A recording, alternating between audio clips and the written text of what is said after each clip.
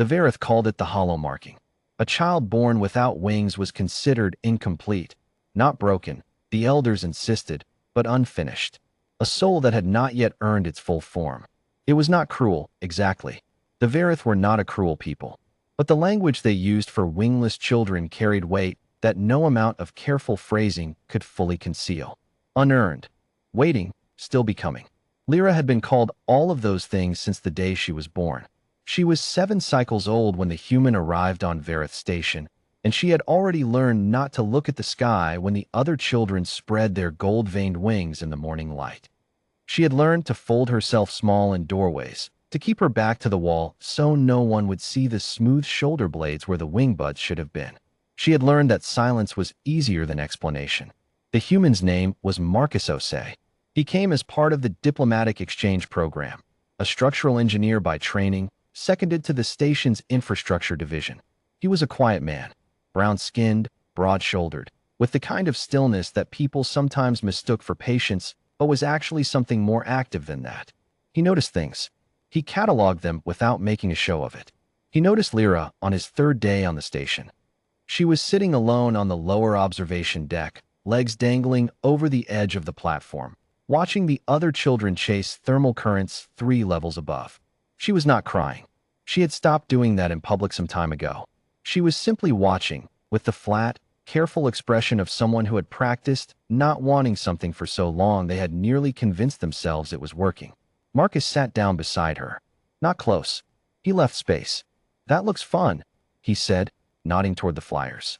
"It is," she said. "For them." He didn't immediately fill the silence with something reassuring. She appreciated that. Adults usually rush to fill it. Asterisk, you'll find your own path. The hollow marking is an honor. Your time will come. Asterisk, he just sat with her for a while, watching the gold-winged shapes arc and bank through the recycled air. "What would you need?" he asked eventually. She turned to look at him. "What? To do that? What would you need?" Lyra stared at him. No one had ever asked her that question. Not in those words. Not what would you need. As though the problem were simply an engineering one. As though the gap between her and the sky were something that could be measured and addressed. "Wings," she said, a little flatly, because it seemed obvious. "Okay," he said. And he said it the way engineers say it when they are already beginning to think. He did not tell her he was working on it. He did not make promises. Marcus Osei had learned early in his career that promises made before completion were a kind of theft. They took the joy of the outcome and spent it before it existed. He simply began asking questions. He studied Verith anatomy through the station's medical database, with permission, documented, filed through the proper diplomatic channels. He learned the structure of the wings, hollow carbon-analogous bones, a membrane of biophotonic tissue that interfaced with the nervous system through clusters of nodes along the dorsal ridge. He learned that Lyra's shoulder blades were structurally sound. The nodes were present. They were simply dormant, waiting, as the Verith said, though Marcus translated that more technically as insufficiently stimulated. He requisitioned materials from the fabrication bay. He told them it was a structural prototype, which was true. He spent his evenings in the engineering annex running load calculations, stress testing frame designs, modeling the aerodynamic behavior of different membrane configurations in the station's gravity and air pressure. He had never built anything like this before. He had built bridges, load-bearing systems, habitat frames, but never something that had to be worn and never something that had to respond to a child's nervous system. He made mistakes. He made many of them. He rebuilt the shoulder harness 4 times before the fit was right. He discarded 3 membrane iterations because they didn't move the way he wanted, not just functional, but fluid, the way the natural wings moved, with that particular quality of living things that is almost impossible to engineer and requires a kind of stubbornness to approximate. He consulted a Verith biomechanist named Sorrel, who studied the designs with raised crest feathers and said, very carefully, that it was an interesting approach. Marcus asked her what was wrong with it. Sorrel said she had not said anything was wrong with it. Marcus asked her what she would change. Sorrel told him. He changed it. The whole process took 43 days. He found Lyra on the observation deck again, in the same spot, at the same time of evening. He sat down beside her and placed the case between them without explanation. She looked at it. "What is that? Open it." She did.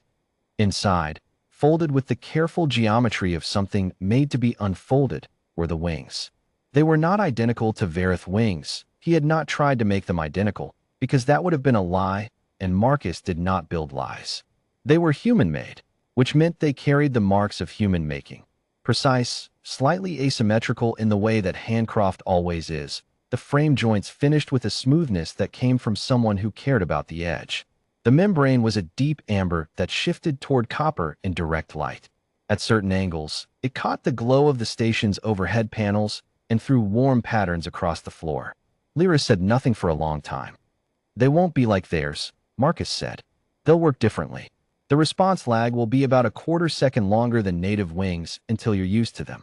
The dorsal nodes interface through induction rather than direct growth, so you'll feel a warmth before they respond. It takes some learning." "You studied my physiology," she said. "I asked Sorrel to confirm the interface specs. She helped with the membrane calibration." Lyra looked at him. "Did you ask the elders?" "I asked the station medical office and the diplomatic liaison and the fabrication division. I filed everything. If someone wants to object, the paperwork is all there." He paused. "Do you want to try them?" She was already reaching into the case. The fitting took an hour. Sorrel came. As it turned out, she had been waiting nearby and helped with the dorsal interface calibration with the practiced hands of someone who had been thinking about this problem for 43 days alongside Marcus, even if she had not said so plainly. When the last node synced, Lyra went very still. "You feel it?" Sorrel asked. "It's warm," Lyra whispered. "Try extending them." The wings opened slowly, not with the snap of a practiced flyer, but with the deliberate, wondering motion of someone discovering a new vocabulary. The amber membrane caught the light. On the upper observation level, two children stopped their chasing and looked down. Lyra spread the wings to their full span and held them there. She was not crying. She had the expression of someone who had dismantled the careful architecture of not wanting and found, underneath it, that the wand had been waiting perfectly intact. "They're not like the others," she said. "No," Marcus agreed. "They're different." "Yes." She looked at him steadily. "I like that." Marcus said nothing. He was an engineer. He did not make speeches. He made things that worked, and then he stood back and watched them work, and that was sufficient for him. But Sorrel, who had known the Varith word for unfinished all her life and had never once questioned it until a human had asked her what the dorsal nodes actually needed rather than what tradition said they meant, looked at Marcus Osei with an expression that the Varith used for very specific moments. It was the word they had for someone who is given a thing that cannot be returned. Vethsarai, the one who completes. She did not say it aloud. Marcus would not have known what it meant. But Lyra did, and she filed it away, in the place where she kept the things she intended to carry for the rest of her life. She flew for the first time 40 minutes later, slow and careful, close to the lower decks, learning the quarter-second delay the way you learn any new language. Imperfectly at first, and then, with practice, like breathing. The other children watched.